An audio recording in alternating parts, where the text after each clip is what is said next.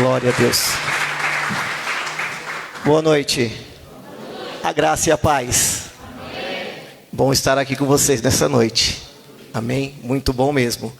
Quando eu recebi o convite, fiquei muito feliz. Nós somos ali da Casa de Apoio Filho Pródigo. Trabalhamos com dependência química já há 17 anos. Já passaram por ali mais ou menos umas 7.000 pessoas. E para a honra e glória do Senhor, pelo menos metade deles estão adorando e glorificando o nome de Deus. Amém? Essa é a nossa obra ali na Casa de Apoio. Trouxe alguns dos meninos, aonde eu trouxe o pastor Gladson, que é meu filho, braço direito, braço esquerdo, pé direito, pé esquerdo, faz de tudo ali, né? E trago um abraço da pastora Arlete, a minha esposa. Amém? Talvez você olhou esse moço bonito e perguntou, será que ele é solteiro? Sou casado e a minha esposa, quando a gente tem uma história muito interessante. Quando eu falo do meu casamento, eu costumo contar essa história. Quando a gente se apaixona por uma pessoa, sempre é uma pessoa especial. E o engraçado é que a gente nunca conta com aquilo que vai acontecer. E quando a minha esposa fala que tudo se encaixa com as mãos de Deus, eu vejo o meu casamento se encaixando nas mãos de Deus. E eu gosto de contar porque assim, às vezes a gente fica imaginando, eu vou me casar e vou ser feliz, e as coisas vão acontecer, e assim que vai ser. A gente começa a montar toda uma história no casamento. A gente começa a montar a gente começa a sonhar algo. E é engraçado que nós também sonhamos algo e achamos que ia ser de uma maneira. E um mês antes do meu casamento, eu fico paralítico, não ando mais, vou para uma cadeira de roda. E foi tão engraçado tudo isso acontecendo. Porque quando aconteceu tudo isso, que Deus me levou para uma cadeira de roda, para uma mesa de hospital, e eu saí dali, e o médico falou, compra uma cadeira de roda, você não vai andar mais. A primeira coisa que me veio na minha cabeça, e o meu casamento? E a minha esposa? E o que vai acontecer? Como que Deus vai desenrolar isso na minha vida? E eu me lembro que me levaram de volta para a minha casa realmente numa cadeira de roda. E quando eu cheguei eu pensava só isso. Eu falava, poxa, estava tudo certo, a gente já ia casar, compramos o terreno, ia montar uma casa, ia ser tudo uma bênção. E agora eu aqui nesse estado, cadeira de roda, desenganado, não vou poder mais andar. Eu só pensava nisso. E a minha esposa falou assim para mim, noiva, menina ainda, coitada, criança, fica tranquilo. Eu te amo do jeito que você é. Eu olhava para ela assim, isso não vai acontecer. Mas a gente começa a ver que os planos de Deus são engraçados.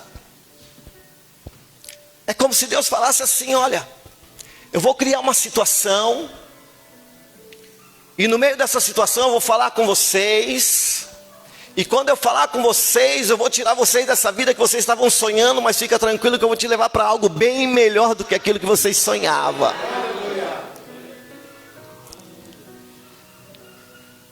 E é muito louco o que acontece conosco. Pode falar muito louco aqui, pastora? Não. O Fabrício falou que podia, é culpa dele.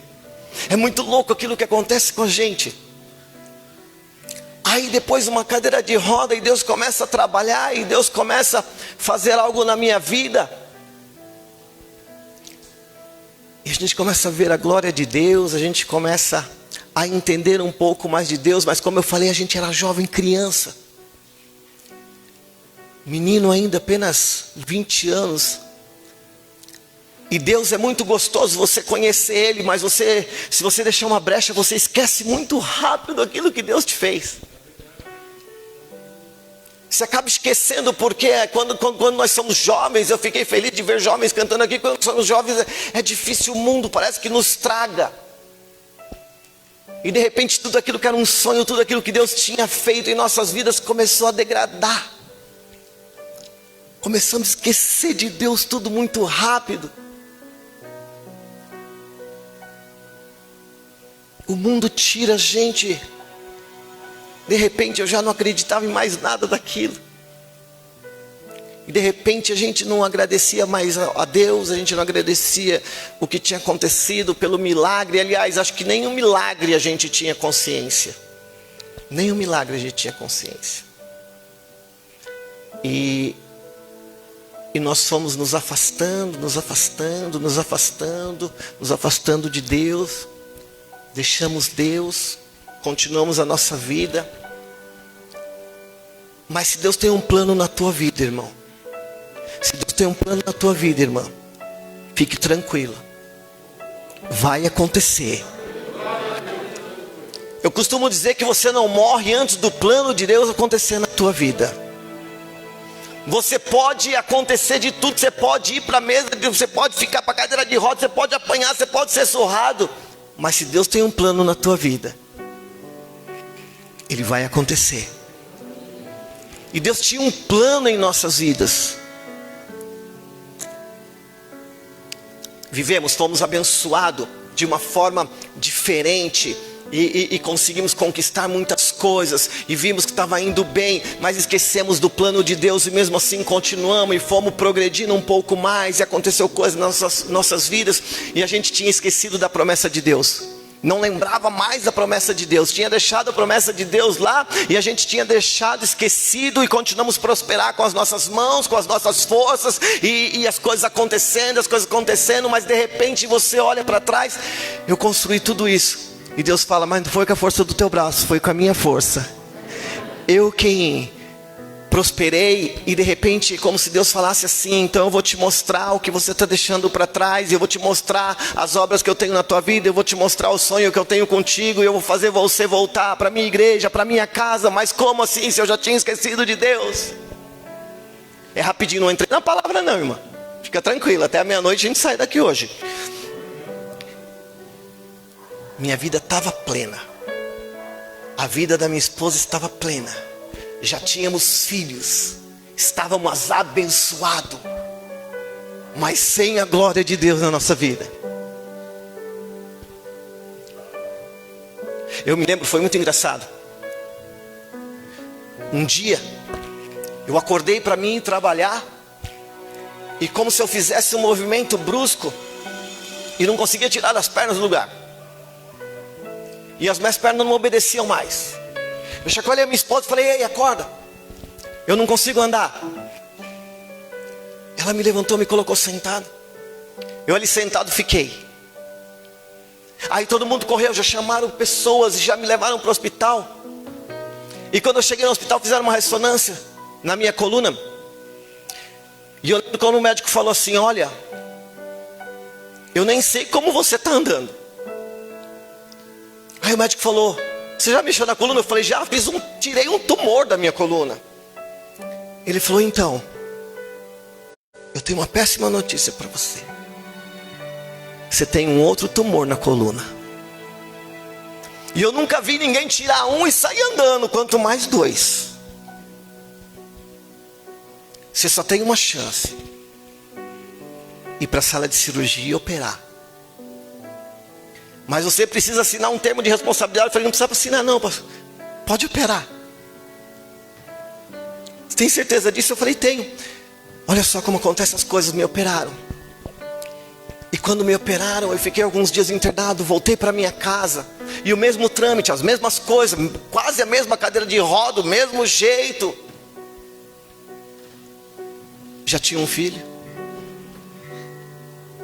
E eu pensava, Senhor, que Senhor, mentira, pensava, Senhor, nada. Eu pensava comigo, e agora? O que vai acontecer? Por que essa situação? Por que isso? Por que aquilo? E eu comecei a culpar Deus e xingar Deus e ficar bravo com Deus. E não podia mais andar, minha esposa me agarrava, levava para tomar banho, meu filho já grandinho me arrastava, me dava um banho, eu voltava e ficava ali. De repente um dia minha esposa chegou em casa e falou: olha, tem um grupinho lá na igreja, lá na escola, que são evangélicos, são crentes. E eles perguntaram se pode vir aqui fazer uma campanha. Eu falei: pode. Pode. Mas você aceita? Pode trazer. Então tá, então nós vamos chamar, eles vão vir. Ele diz que é 7 dias. E vai ser uma bênção. Eu falei: tá bom, pode trazer. Aí chegou um grupo, era 7 horas da noite, chegou um grupo lá. Algumas irmãs com cabelão grande, outras com coque desse tamanho na cabeça. Uns irmãos todo bonito de terno. Viemos fazer a campanha. Minha esposa tinha feito lá um bolo de chocolate, de cenoura com chocolate. Todo crente faz esse bolo, né, irmã? Cenoura com chocolate. Todo crente, casa de crente tem que ter esse bolo. E lá tinha. E tinha um Dolly de 2 litros, que todo crente também tem um Dolly de 2 litros. E os irmãos vão, talvez não é para orar, mas é para tomar o Dolly de 2 litros e comer o bolo de cenoura com chocolate. E eles cantaram, louvaram, adoraram. E cantaram de novo. E trouxeram uma mensagem e pregaram. E no finalzinho a menina olhou para mim e falou assim: aceita Jesus. Porque se você aceitar Jesus, Deus vai mudar a tua vida. Eu pensava comigo: como Ele vai mudar a minha vida? Se nem os médicos conseguiram mudar a minha vida, como que Ele pode mudar a minha vida? Elas foram embora e minha esposa falou: por que você não aceitou Jesus? Eu falei: eu não quero saber disso, nem de crente eu gosto, eu não quero ser crente. Mas você lembra, Deus existe, aquelas coisas, aquelas conversas. No outro dia de novo os crentes estavam ali, cantaram, louvaram, pregaram. Na hora de ir embora, aquela mulher do mesmo jeito, com aquele cabelo comprido, chegou, olhou para mim e falou: ei, aceita Jesus. Eu olhei para ela e falei: agora não. Se você aceitar Jesus, Deus vai mudar a tua vida, vai mudar a tua história. E eu pensava: não. 7º dia, do mesmo jeito, as mesmas pessoas, o mesmo louvor. E eles me deixaram ali de novo do mesmo jeito. Aceita Jesus? Eu falei: não. E eles foram embora. Mas sabe quando vai embora e o teu coração fica assim: aceita, aceita, aceita, aceita, aceita. Aceita, porque se você aceitar, Ele vai mudar a tua história. Aceita, porque se você aceitar, vai acontecer um milagre de novo. Já aconteceu uma vez. Mas do outro lado parece que alguém fala assim: não, não aceita não. Continua do jeito que você está. E eles foram embora e a minha esposa não veio mais falar comigo. Ela falou, ficou quieta, como se ela tivesse assim: poxa, tudo que eu fiz, trouxe eles, cantaram, louvaram, falaram, e agora eles vão embora e você não aceitou Jesus. E foi isso que aconteceu, eles foram embora e eu não aceitei Jesus. Mas quando eu vi a minha esposa fechar o olho e dormir, eu não conseguia dormir. Eu ficava olhando para o teto da minha casa e eu ficava falando com Deus: Deus, só mais uma vez, só mais uma vez. E eu falei com Deus, falei: Senhor, eu só te conheço de ouvir falar, mas se o Senhor operar um milagre de novo na minha vida, só mais uma vez, eu vou ser crente, eu vou para a igreja, eu vou estar contigo, eu não vou ter dias ruins, eu te prometo. E eu dormi. Acho que foi o sono mais gostoso que eu tive. E eu dormi. Quando eu acordo 3 horas da manhã, eu olho, tudo quieto, e eu não podia mexer nem os dedos do pé. E eu começo a mexer os dedos do meu pé. Aí eu mexo o outro, aí eu ponho a mão, aí eu sento, aí eu me coloco de pé e saio andando na minha casa. E quando eu estou andando, não ainda muito direito, aliás, eu não ando direito nem até hoje. Você imagina naquela época me arrastando, segurando nas coisas. Enquanto eu estou segurando, eu vejo a minha esposa acordar. E ela vem, quando ela dá de cara comigo andando, ela começa a chorar e glorificar a Deus. E ela olha para mim e fala: você... Eu não tinha falado nada para ela, eu não tinha contado nada para ela, eu não tinha falado que eu tinha feito pague com Deus, eu não tinha falado para ela que eu ia ser crente, eu não tinha falado nada disso. Ela olha para mim e fala: você lembra do que você fez um trato com Deus? Você lembra o que você falou com o Senhor? Eu olhei para ela e falei: eu lembro. Eu lembro. Nunca mais eu voltei atrás da minha palavra. Nunca mais. Eu saí andando naquele dia, estou andando até hoje. Tive mais 2 operações na coluna depois de tudo isso. Ou seja, eu até falo para o meu filho já. A semana passada eu tive um pouco doente. Essa semana eu tive um pouco doente. E o médico falou que eu tenho que operar de novo. E às vezes eles falam assim: poxa, mas você tem coragem? Claro que eu tenho coragem. Eu vou operar de novo. Se Deus permitir, de novo, e de novo, e de novo, e de novo. E eu vou sair andando de novo, de novo, de novo, e de novo.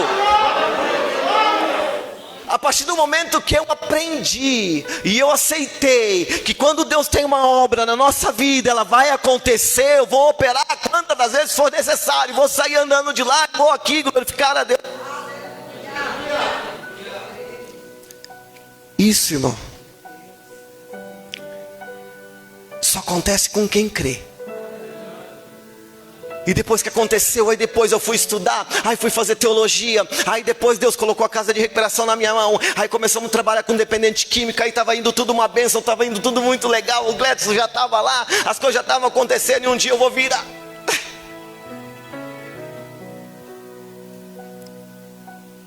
A minha esposa, mandei chamar ela, a esposa do pastor Gledson me cuidava. E ela foi lá e falou: pastor, o pastor não consegue andar. Lá vem minha esposa: o que aconteceu? Eu falei: consigo levantar da cama. E agora? Eu falei: agora nós vamos para o hospital, vamos para o médico. Se tiver mais um tumor, eles vão tirar. E eu vou voltar de lá andando e continuar glorificando a Deus do mesmo jeito, da mesma forma. E assim foi. Amém? Agora você pega a tua Bíblia e abra ela comigo em 2 Reis, capítulo 4. Eu nem sei até que horas eu tenho, pastora.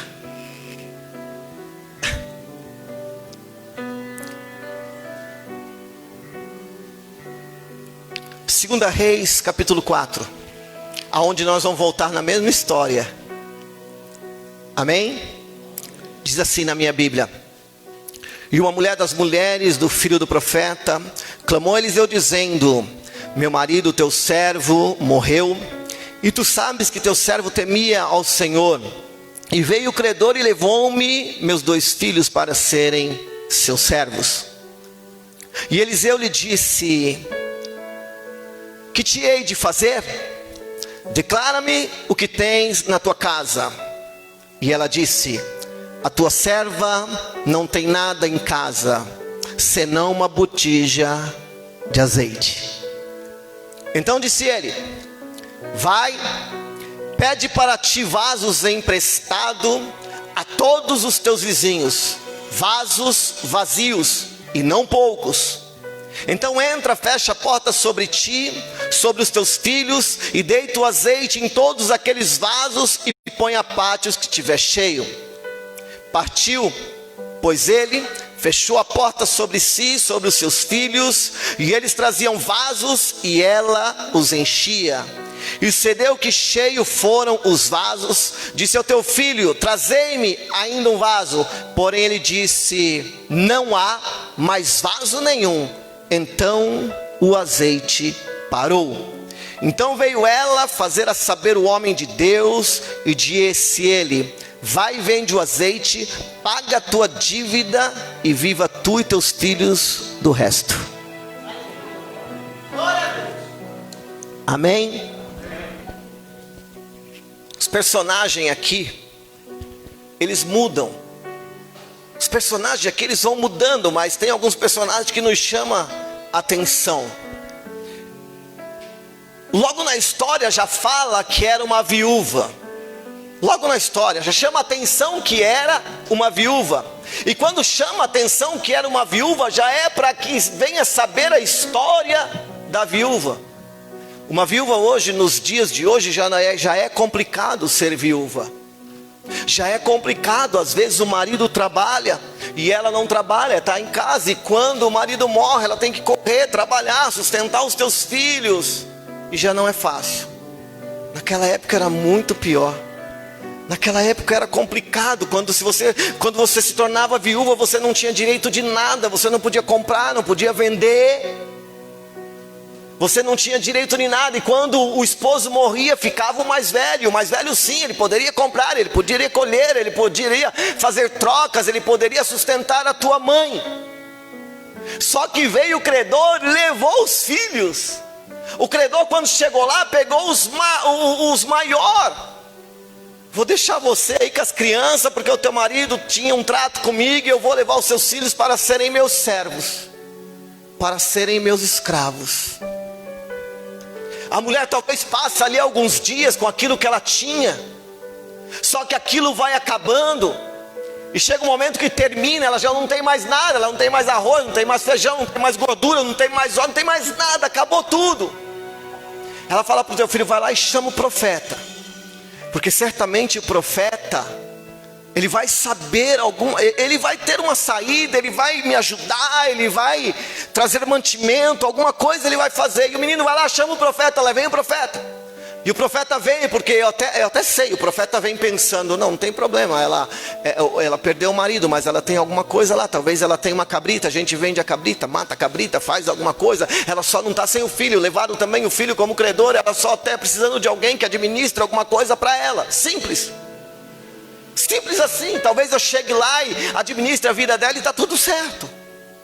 Aí chega o profeta, entra na casa dessa mulher, ela conta a história, olha, meu marido, aquele que andava com o Senhor, conhecia, serviu o teu Deus, morreu, veio o credor, levou meus 2 filhos.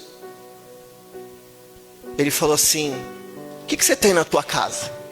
Esperando ela falar, olha, eu tenho isso, eu tenho aquilo, hein? Para ele administrar. O que você tem em tua casa? Ela olha e fala, não tenho nada. Quando fala não tenho nada, imagina a cara do profeta. Nada? Não, profeta, não tenho nada.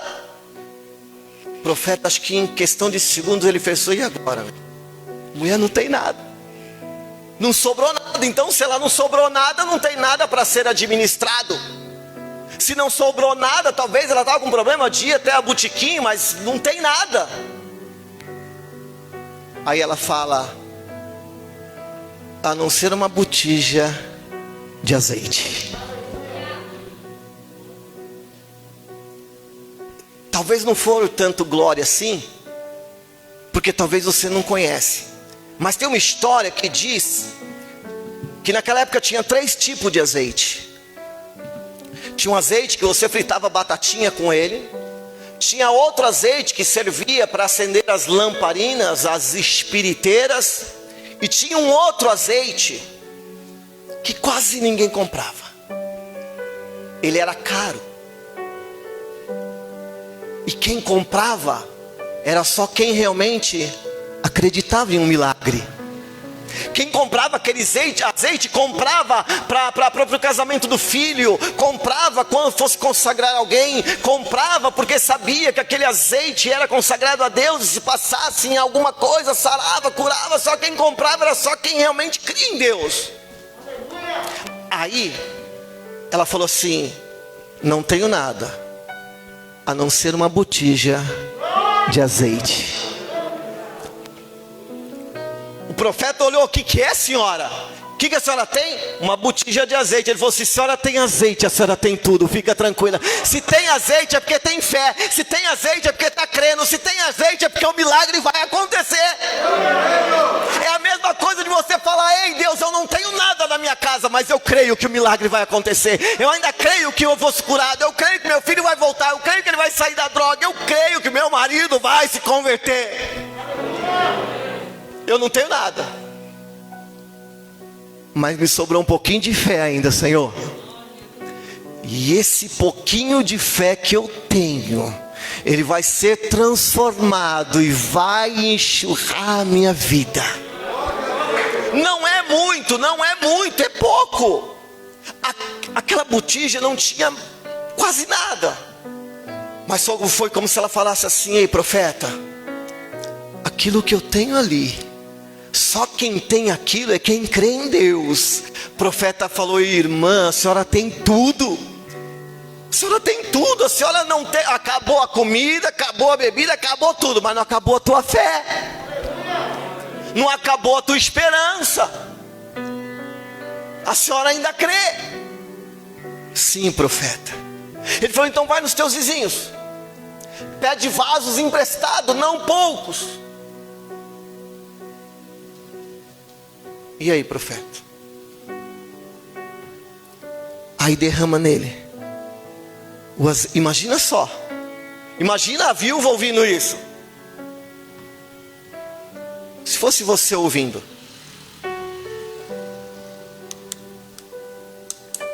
Aí você pega aquela jarrinha de azeite e dá uma olhada.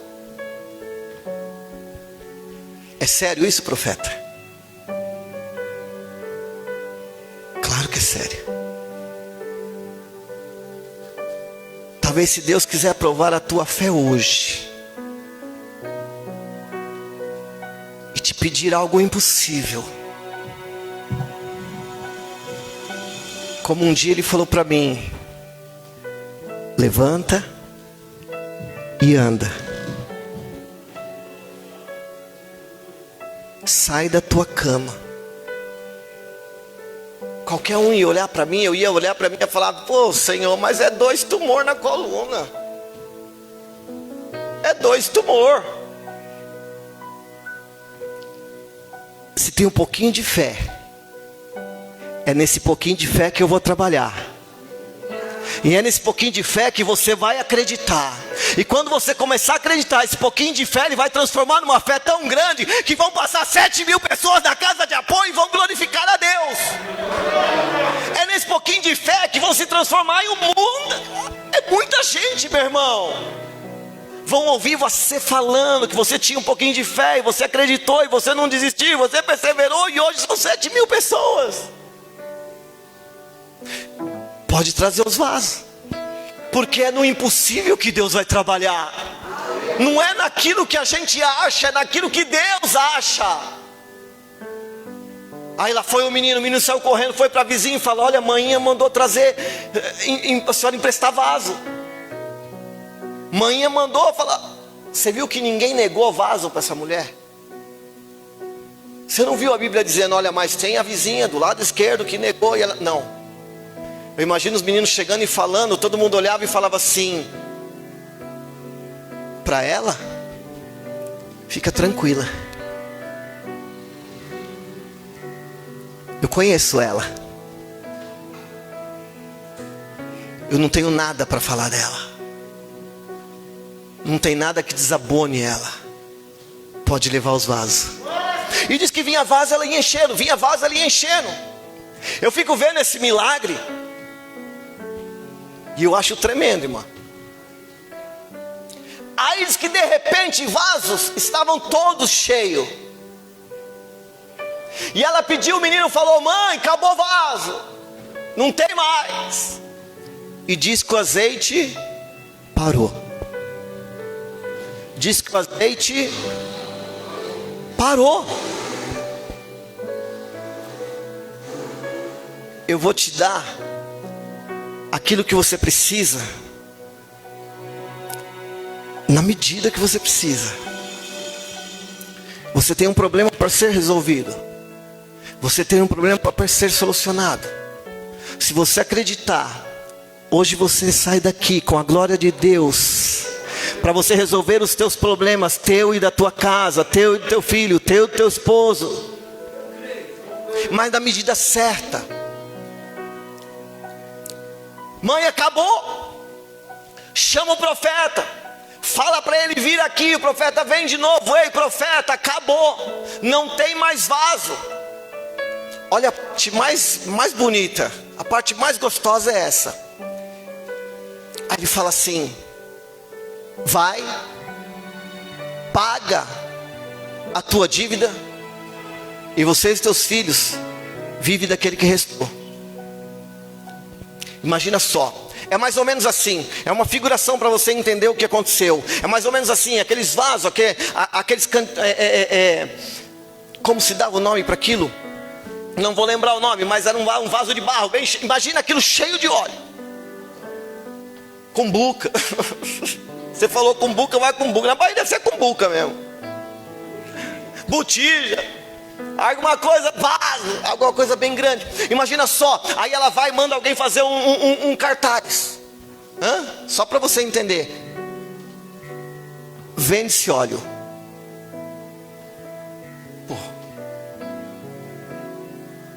Vende esse óleo consagrado. Vende esse óleo consagrado que vai curar a tua casa. E talvez fosse melhorando aquilo. E talvez quem passava olhava e falava: meu, conheço essa mulher, ela crê em Deus. E se ela está vendendo esse óleo, quanto que é, mulher? 10 conto. 10 conto a botijinha. Forma uma fila na casa dela, ela vende. Cada botijinha R$10. Eu fico imaginando todo mundo olhando, passando e fica... lá de onde eu passei, a mulher está vendendo óleo. Mas sabe que óleo? Aquele óleo consagrado por Deus, que a gente leva para casa. E quando passa ele, a pessoa é curada, algum milagre acontece. Muita gente vai lá, compra o óleo. Imagina só, ela pega aquele monte de dinheiro. Talvez prata, talvez ouro, talvez pano. Aquele monte de coisa. E ela está ali vendendo. Mas só uma coisa tinha no coração dela. Só uma coisa: eu vou libertar meus filhos. Eu vou libertar meus filhos. Não passava outra coisa no coração dela. Ela só estava pensando: daqui a pouco eu vou ter dinheiro. Quando eu tiver dinheiro eu vou lá e eu vou trazer ele para cá. Sabe por quê? Porque eu sei que levaram ele para lá e levaram ele para ser escravo. Mas meu filho não nasceu para ser escravo. Ele nasceu para estar do meu lado. Ele nasceu para estar comigo. E eu tenho certeza que Deus vai me dar condição. E eu vou lá tirar ele. E acontece, vai vendendo e vai vendendo. De repente ela olha tanta prata, tanto ouro. Ela pensa: já dá. Já dá para libertar o meu filho. Os meus filhos estão lá, talvez, não sei como é que ele está. Porque eu não sei se você sabe, irmã, mas mãe é problema sério. Mãe é problema. Se você sai, tua mãe fala: leva uma blusa. Está um calor danado, leva uma blusa. Aí você sai um pouquinho, ela fala: você vai levar dinheiro, vai comer aonde? Mãe é um problema sério. Imagina aquela mãe que os filhos tinham sido levados como escravo. Imagina como que ela não estava. Ela não dormia à noite. Ela ficava pensando: como está meu filho? Será que ele apanhou? Será que ele comeu? Será que ele não comeu? Será que ele está bem? Será que ele está assim? Será que ele está assado? Eu não sei, mas é assim mesmo. Eu não sei a tua, mas a minha era. A minha não dormia enquanto eu não chegava. E quando eu chegava, eu deitava, ela me cobria. E depois ela me beijava e falava para mim: dorme com Deus. E hoje não é diferente. Hoje é da mesma forma, do mesmo jeito. As pessoas que chegam lá no filho pródigo, pelo menos 99% delas têm mãe. E a mãe sofre, a mãe ora, a mãe clama, a mãe pede, a mãe está ajoelhada. E eles só estão lá porque a mãe está em casa de joelhos orando para que ele estivesse sendo guardado por Deus. Ah, pastor, não entendi nada. Um dia, o credor chegou e levou eles para serem escravos. E quando você é para ser escravo, levado para ser escravo, ele cuida do jeito que ele quer. Você dorme se ele deixar. Você come se ele deixar. E assim é. Sabe quantos de nós foi levado para ser escravo? Sabe quantos de nós estamos escravizados? E a mãe está pensando: será que ele dormiu? Será que ele comeu? Como será que meu filho está? Hoje, antes de vir para cá, eu estava com a minha televisão e eu estava vendo, e a polícia estava invadindo a Cracolândia e tocando os meninos, e os meninos saíram tudo correndo para cá, e veio outra viatura de lá para cá com cavalo, escudo. Escravizado, sem sonhos, sem esperança. E os filhos dessa moça tinha sido levado para ser escravo. E a mãe olha todo para aquele dinheiro e fala: já dá para libertar meu filho. E ela pega todo aquele dinheiro e ela sai andando. E nós estamos falando de um local, um lugar horrível de andar, deserto, sol, lugar árido. E aquela mulher sai andando, e como ela vai andando, acho que ela já vai pensando, todo o caminho que ela vai pensando: vou trazer meu filho de volta. Vou trazer meu filho de volta. Vou trazer meu filho de volta. Imagina o coração dela como não estava pensando: meu filho foi levado como escravo, mas hoje eu vou levar e vou trazer ele de volta. Tá, você não entendeu ainda. Vamos então tirar ela. Vamos tirar a mãe de cena. E vamos colocar você lá. E vamos colocar Deus falando: eu vou, mas eu vou trazer ele de volta. Eu vou hoje, mas eu vou trazer ele de volta.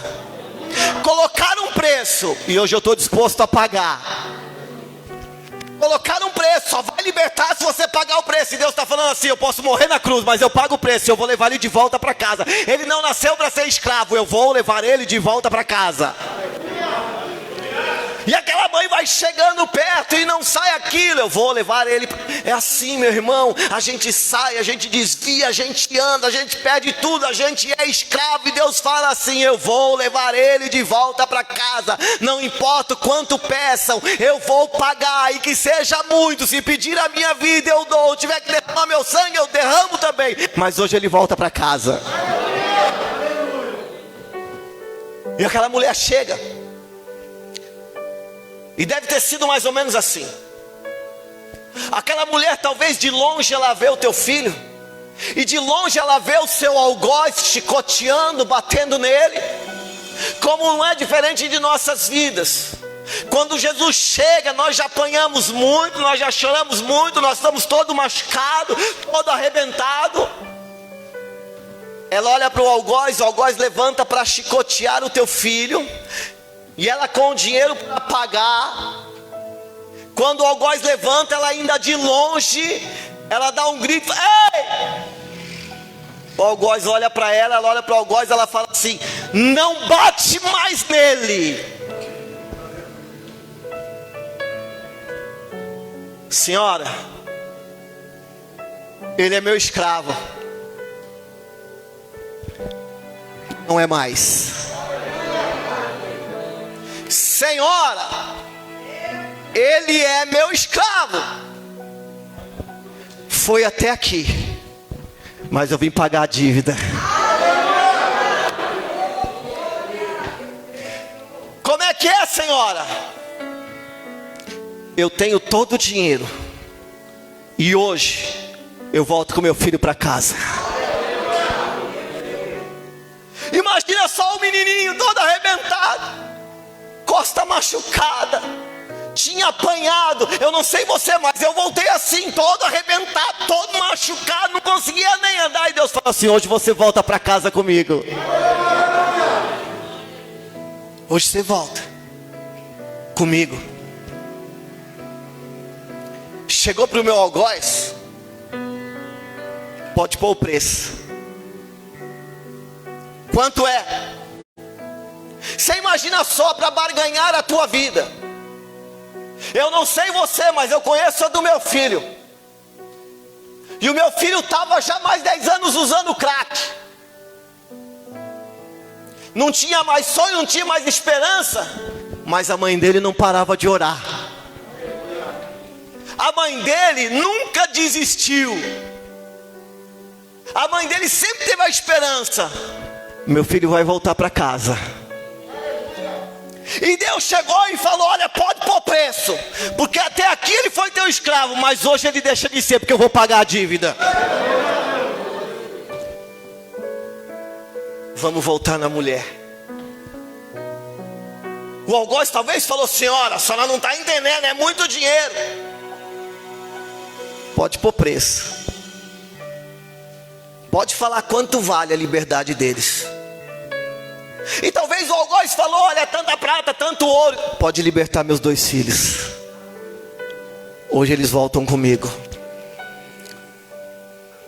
E para você entender, ela deu toda a prata, todo o ouro. Agora imagina a conversa como é que foi.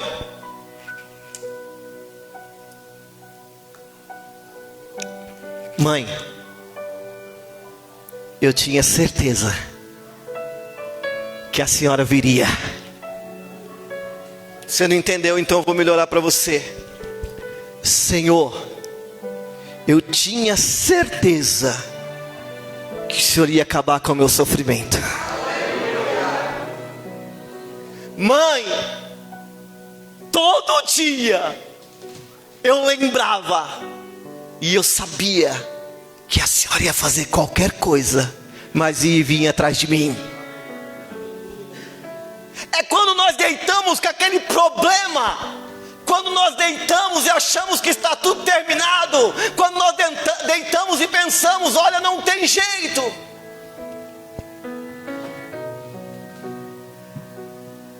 E no meio da noite Deus fala assim: fica tranquilo, fica tranquilo,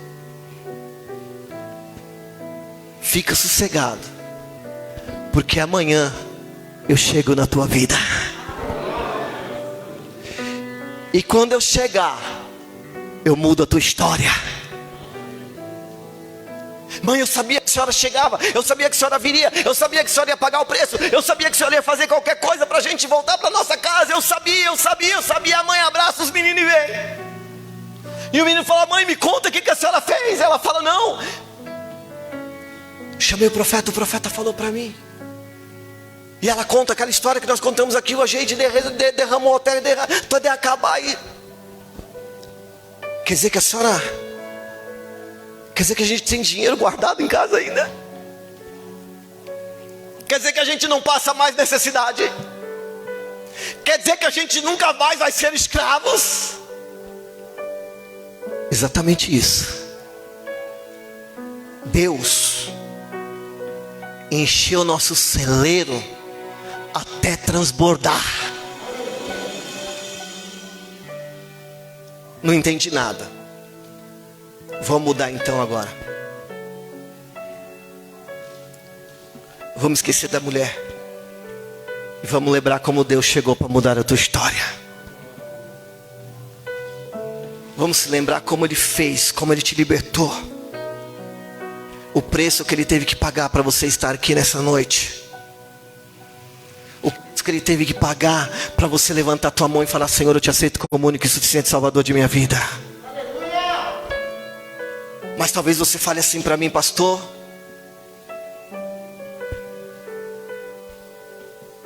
estou cheio de problema ainda, estou cheio de dificuldade ainda não consigo ter essa fé, ainda não consigo ter essa esperança, porque quando eu saio daqui só eu sei como eu chego na minha casa, só eu sei como eu estou aqui dentro hoje. Meu coração está amargurado, está apertado. Isso que o Senhor falou tocou lá no fundo do meu coração, mas eu não consigo acreditar ainda nesse milagre. Eu não consigo acreditar que isso vai acontecer comigo. Eu não consigo acreditar.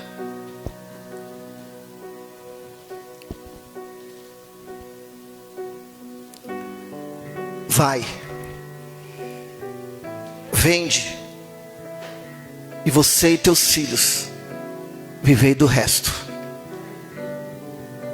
Pastor, não dá para acreditar nisso não. É complicado. E eu já tive nessa parte na minha vida de estar complicado de acreditar. Eu já cheguei num ponto de pensar, não dá mais. Do jeito que eu tô, não dá mais. Só que eu vivo uma coisa lá na casa de recuperação. Todos os dias, alguém chega, entra no nosso escritório e diz: pastor, eu não aguento mais.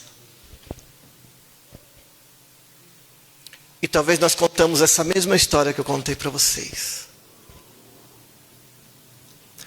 Tem alguns que olham para mim e falam: pastor, eu não posso desistir, porque tem alguém pagando alto preço para mim lá na minha casa. Tem alguém que está pagando um preço, pastor. Tem alguns que olham e desistem. Tem alguns que não conseguem acreditar.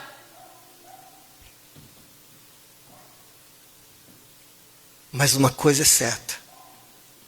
Eu já tive pessoas que voltaram 10 vezes para a recuperação. E as 10 vezes ouvir essa mesma palavra, essa mesma mensagem, essa mesma pregação. E depois de 10 vezes, eles começam a acreditar. E depois de 10 vezes, eles levantam a mão, aceitam Jesus e hoje estão andando com as suas próprias pernas. Pastor, mas depois de 10 vezes,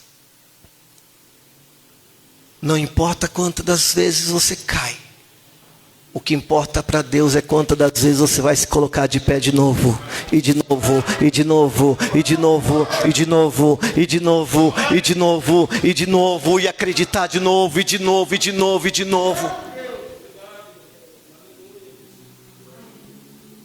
Talvez você hoje se coloque na posição de alguém que está pagando o preço. Talvez hoje, no meio dessa mensagem, no meio dessa pregação, você fala: pastor, mas é eu que estou pagando esse preço. É eu que estou aqui juntando os dinheiros, é eu que estou juntando a prata, é eu que estou juntando a ouro.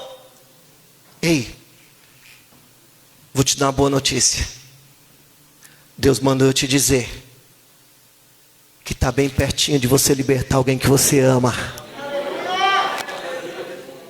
Está bem pertinho de você acreditar que não é em vão todo o teu momento, todo o teu choro, toda a tua dor, porque está pertinho de você libertar alguém. Só que comece a acreditar. Comece a acreditar. Coloca crédito nessa palavra. Fala: não, pastor, eu não vou parar, eu não vou desistir, eu vou continuar e vou até o final, porque eu tenho certeza que Deus tem uma obra em nossas vidas e ela vai acontecer. Porque às vezes a gente prega e é tudo muito bonito, é tudo muito gostoso, mas quando eu saio ali da porta eu já esqueço tudo. Eu já não coloco minha fé em prática. Eu já não começo a pegar aquele pouquinho de azeite e começar a se transformar num monte de azeite. Eu pego aquele pouquinho de azeite, levo para minha casa e fico conformado com aquele pouquinho de azeite. Não é isso que Deus quer. Deus não quer que você se conforme com um pouquinho de azeite, não. Deus quer que você pegue aquele pouquinho de azeite e fale: Senhor, eu vou começar a transbordar ele na minha vida hoje. Hoje eu vou sair aqui cheio, eu só saio daqui cheio. E quando eu estiver cheio de fé, eu vou chegar em casa. E quando eu chegar em casa, a minha história vai ser mudada. Você pode aplaudir a Jesus? Glória a Deus. Aleluia. É para o Senhor que eu entrego. Glória a Deus. Agora fica aqui o convite para vocês. A Casa de Apoio Filho Pródigo está 10 minutos daqui. Amém? 10 minutos. Vocês são convidados para estar lá, conhecendo a Casa de Apoio Filho Pródigo, participando com a gente. Amém? Nós vamos estar muito felizes com vocês lá. Amém? Deus abençoe. Obrigado, pastor.